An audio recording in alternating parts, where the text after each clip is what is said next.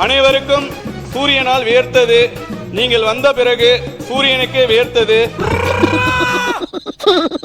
இதுவரை யாருமே நெருங்க முடியாத நிலையில் தான் சூரியன் இருக்கிறார் என்பதை.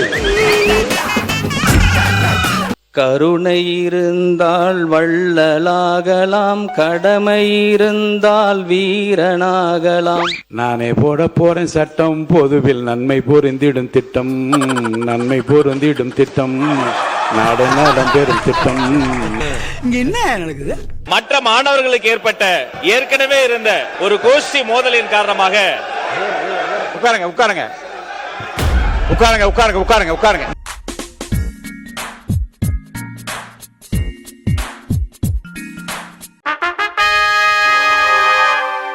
அரசினர் தனி தீர்மானம். முதலமைச்சர் அவர்கள். இப்ப மீண்டும் ஒன்றிய அரசு மக்களவை உறுப்பினர்களின் எண்ணிக்கையை 50% அதிகரிக்க செய்து டீலிமிட்டேஷன் மசோதாவை அறிமுகப்படுத்த உத்தேசித்து இருப்பதா சில அரசியல் கட்சிகள் தெரிவிப்பதா கூறப்படுது. தற்போது அறிமுகப்படுத்தப்பட உள்ள மசோதா நிறைவேறினால் ஒவ்வொரு மாநிலத்துக்கும் தலா 50% மக்களவை உறுப்பினர்களின் எண்ணிக்கையை முதலில் அதிகரித்தாலும் அவ்வளவு சிரமம் உங்களுக்கு வேண்டாம். இதுல என்ன சார் சிரமம் இருக்கு? ஏறுங்க சார். வேண்டாங்க. நீங்க ஏறி உட்கார்ந்தா என் ஆத்மா சந்தோஷப்படும். ஏறுங்க. ஐயோ வேண்டாங்க. அதனைத் தொடர்ந்து 2026 சென்சஸுக்கு பிறகு மாநிலத்தின் மக்கள் தொகையின் அடிப்படையில் தொகுதிகள் மறுசீரமைக்கப்படும். அங்கதான்டா இருக்கு இந்த ஸ்டேட் பாண்டியோட ட்விஸ்ட்.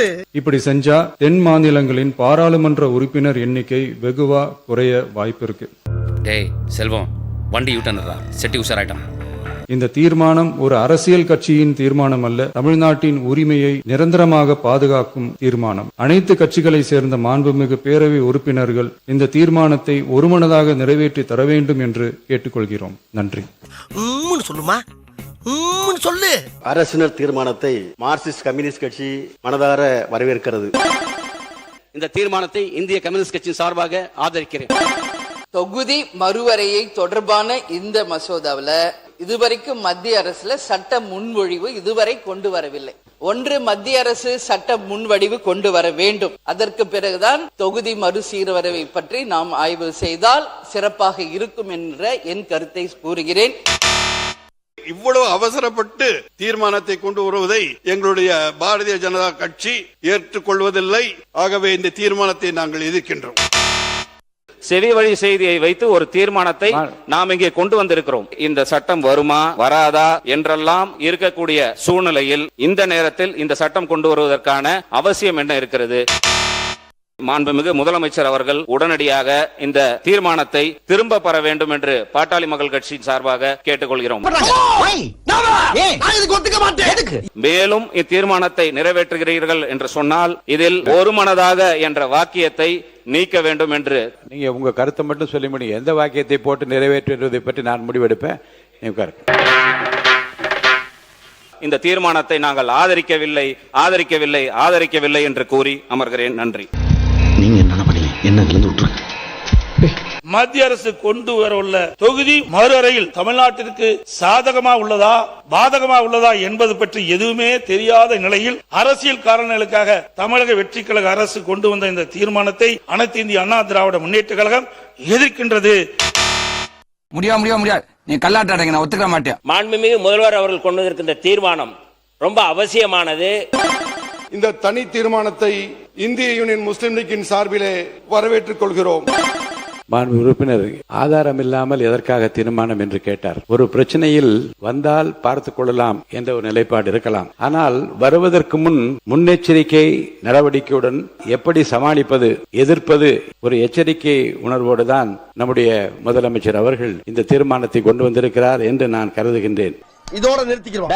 என்னடா நிறுத்துறது? இன்னும் ஆரம்பிக்கவே இல்ல. ஆரம்பிக்கிறதுக்கு முன்னால நிறுத்த முடியும். அரசினர் தனி தீர்மானத்தை இந்திய தேசிய காங்கிரஸ் உள்ளபூர்வமாக வரவேற்கிறது, பாராட்டுகிறது. மாண்பு எதிர்க்கட்சி தலைவர் அவர்கள் அது எப்படி சம்பந்தம் போகும்? மாண்புமிகு பேரவைத் தலைவர் அவர்களே, பெண்களுக்கு அதிக முக்கியத்துவம் தந்தது என்னுடைய இதய தெய்வம் புரட்சி தலைவி அம்மா அவர்கள். மாண்புமிகு எதிர்க்கட்சி தலைவர் அவர்கள் நீ என்ன மிரட்டினாலும் தலையில் தான் நின்னாலும் தமிழும் அண்ணன் இல்லாம கை நாட்டு வைக்க முடியாது. 33 விழுக்காடு மகளிர் இடஒதுக்கீட மேல் சபையில வந்து அந்த தீர்மானம் நிறைவேற்றப்பட்டு வெற்றி பெற்றது. அதனால எல்லா இடங்கள்லயும் காங்கிரஸ் தான் செய்திருக்கும். மாண்புமிகு எதிர்கட்சி தலைவர் அவர்கள் அவங்க வந்து சொல்லட்டும், நாங்க போடுறோம். மாண்புமிகு பேரவைத் தலைவர்களே, மகளிர் சட்டத்தை கொண்டு வந்தது பாரதிய ஜனதா கட்சி ஆட்சிக்கு வந்த பிறகுதான். எங்களுடைய தலைவர் கலைஞர் அவர் தான் 33% இடஒதுக்கீடு பெண்களுக்கு கொடுத்தார்.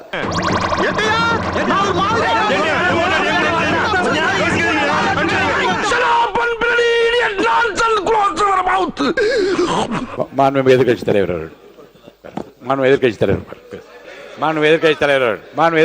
அவர்கள் மனுஷன் அவங்க ஒரு ஈவிரக்கம் இல்லாம நடந்துக்கிறாங்க. டீலிமிட்டேஷன் அப்படிங்கிற பேர்ல எக்காரணம் கொண்டும் நம்முடைய தமிழ்நாடு பாதிக்கப்படக்கூடாது என்பதுதான் எங்களுடைய உறுதியான நிலைப்பாடு. அரசு கொண்டு வந்திருக்கக்கூடிய இந்த தீர்மானத்தை நாங்கள் வரவேற்கின்றோம். இத சொல்றதுக்காயா எவ்வளவு காலம் படாத பாடுபட்ட? நான் தான் உன்னை சொல்ல விடாம தடுத்துட்டேனா? தேமுதிகவுடைய சகோதரி அவர்களும் இதை குறிப்பிட்டார்கள். 50% இன்கிரீஸ் ஆகும் பொழுது நமக்கு பலன் தானே அப்படின்னு. கிடையாது. 5-6 வட மாநிலங்கள் சேர்ந்தால் ஒரு பிரதம மந்திரியை உருவாக்க முடியும் என்கின்ற நிலை இன்றைய வரையும் இருந்துட்டு இருக்கு. அதை மாற்றப்பட வேண்டும். தென்னிந்தியாவில் இருந்து, ஏன் தமிழ்நாட்டிலிருந்து ஒரு பிரதம மந்திரி எதிர்காலத்தில் உருவாக்கப்பட வேண்டும். அதிகாரம்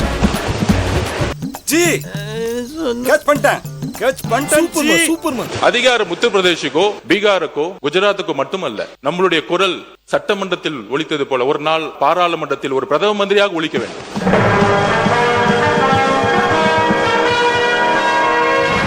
எங்க நாளா போயஸ் கார்டன்ல வீடு வாங்க கூடாதா?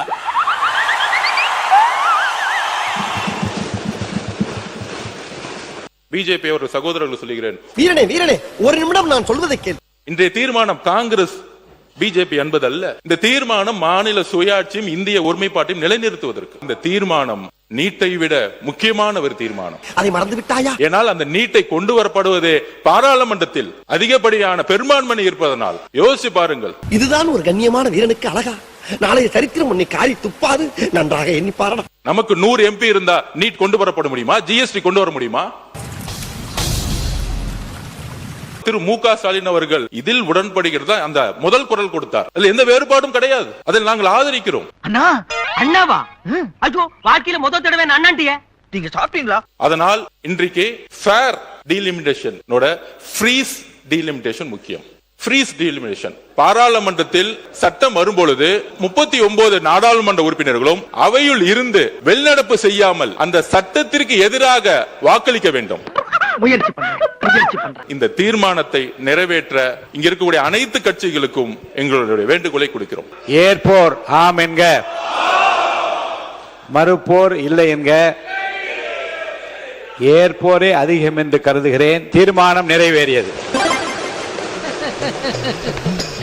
என் மனசுல உள்ள பாரமே குறைஞ்சிருச்சு. ஒரு தனியார் பொறியியல் கல்லூரியில் படிச்சுக்கிட்டு வந்த மாணவர், அவர் பேர் அமுதன், நேற்று 20 பேர் கொண்ட கும்பலால, அதுவும் அவர் கூட படிக்கக்கூடிய மாணவர்களாலே அடிச்சு கொல்லப்பட்டிருக்கிறார். இதற்கு அரசு முழு பொறுப்பு எடுக்க வேண்டும்.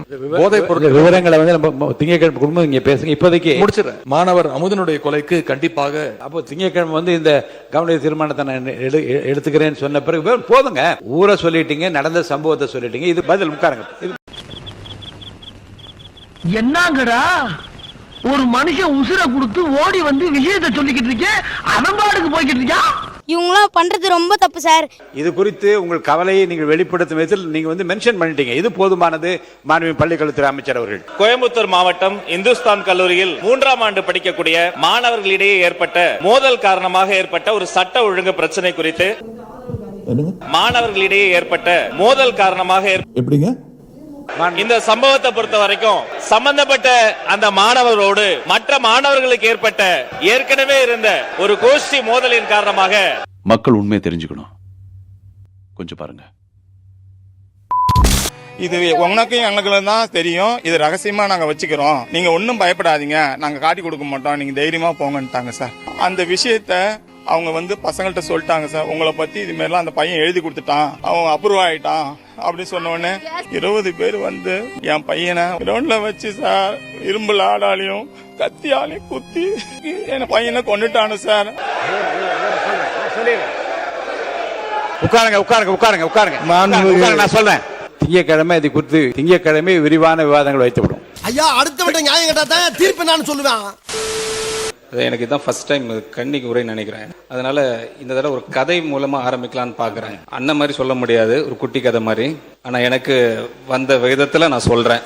ஒரு சின்ன குட்டி கதை. அடுத்த இந்த தேசத்தை ஆளப்போவது யார் என்று ஒரு போட்டியை வைத்திருக்கிறார்கள் ஒரு பெரியவர். அதுக்கு நிறைய இளைஞர்களை இன்வைட் பண்ணிருக்காங்க. எல்லாருக்கும் ஒரு விதையை கொடுத்தாரு. நீங்க ஒரு 3 மாதம் கழித்து இந்த விதையை வளர்த்துட்டு நீங்க வாங்கன்னு அமைச்சிட்டு இருக்காரு. 3 மாசம் முடிஞ்சு எல்லா இளைஞர்களும் வந்தாங்க. நல்ல செடியெல்லாம் நல்லா வளர்ந்து அந்த பெரியவர்கிட்ட வந்து நின்னாங்க. ஆனா ஒருத்தர் மட்டும் ஒண்ணுமே அந்த வளர முடியாத நிலையில அந்த பாட்டை கொண்டு வந்து கொடுக்குறாரு. அதை பார்த்து நிறைய பேர் சிரிக்கிறாங்க. அப்போ வந்து அந்த பெரியவர் சொல்றாரு, இவர் தான் வெற்றி பெற்றார் என்று சொல்றாரு. சத்தியமாங்களா? ஆமாய்யா. இப்ப எல்லாருக்கும் ஒரு பெரிய கேள்விக்குறியா இருக்கு. இது எப்படி சாத்தியம்? நாங்க எல்லாம் வளர்த்து கொண்டு வந்திருக்கிறோம். அதுக்கு அந்த பெரியவர் சொன்னாராம், நான் விதை கொடுத்தது வந்து வேக வச்ச விதை. அது ஒரு நாளும் முளைக்கவே முளைக்காது. ஓ, நீ அப்படி வரியா? வெற்றி அடைவதற்காக பொய் சொல்லாம நேர்மையாக வந்த இவர்தான் நாங்கள் தேர்வு செய்கிறோம் என்று சொன்னாராம். நேர்மையாக இருந்தால் எல்லாம் இங்கே சாத்தியம் என்பதற்கு எங்க தலைவரை சாட்சி. என்னையா இதெல்லாம்? எப்படிலாம் ஃபீல் பண்றீங்க? எப்படி உங்களை பார்த்தா தெரியுது எப்படின்னு கேக்குறேன். தலைவர் அழகா சொல்லியிருப்பாங்க, குறி வைத்தால் தவற மாட்டேன், தவறுமானால் குறியே வைக்க மாட்டேன். குறி வைத்தால் தவற மாட்டேன், தவறுமானால் குறியே வைக்க மாட்டேன். அதை சாதித்து காட்டினவர் நம்ம தலைவர் தான். ஆரம்பத்திலேயே இந்த தடுத்தான். அப்பவே எனக்கு தெரியும் ஏதோ ஒன்று நடக்க போகுது. அது நடந்துருச்சு. ஒரு கதை சொல்லியாச்சு, ஒரு கோட் சொல்லியாச்சு. ஒரே ஒரு பாடல் மட்டும் பாடிடுறேன். என்ன பாட்டு? கருணை இருந்தால் வள்ளலாகலாம், கடமை இருந்தால் வீரனாகலாம், பொறுமை இருந்தால் மனிதனாகலாம், மூன்றும் இருந்தால் தலைவனாகலாம். இவனுங்க 5 பேர் எங்கிருந்து வந்தானுங்கன்னு தெரியல. ஆனா இந்த 5 பேர் என்ன எங்க கொண்டு போறானுங்க மட்டும் தெரியும். யார் எங்கள் முதல்வர்? யார் எங்கள் முதல்வர்? ஐயோ இவன் ரொம்ப பேசுவானேடா. பெரியார் கொள்கையை நெஞ்சில் ஏற்றியவர், பெரும் புரட்சி அம்பேத்கரின் வழிகள் காட்டியவர், கர்மவீர காமராஜின் ஆட்சியை நீட்டியவர், அஞ்சலேமாளுக்கு அருமை கூட்டியவர், வேலு நாச்சியாரை போல வாளை தீட்டியவர். உண்மையில் நீங்கள் ஆச்சரியம்தான் முதல்வரே. டேய், என்னடா டயலாக் இது? எவன் எழுதி கொடுத்தானே அது இப்படி பேசிட்டு போறான்? வீண் புகழாரம் வேண்டாம், அது ஆட்சிக்கு கேடு. அனைவருக்கும் சூரியனால் வேர்த்தது, நீங்கள் வந்த பிறகு சூரியனுக்கே வேர்த்தது.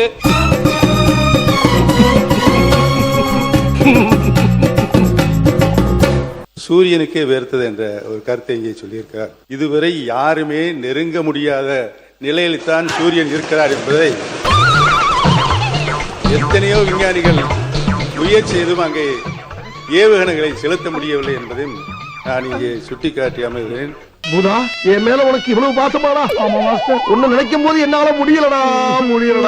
காடு விளைஞ்சன்ன மச்சான், நமக்கு கையும் காலம் தானே மிச்சம் என்று சொல்லுகிற அந்த பாடலோடு வசனம் பட்டே கிளப்புது. என்ன படம்? நான் பாட்டு பாடுறது உனக்கு வசனம் மாதிரி இருக்கும்.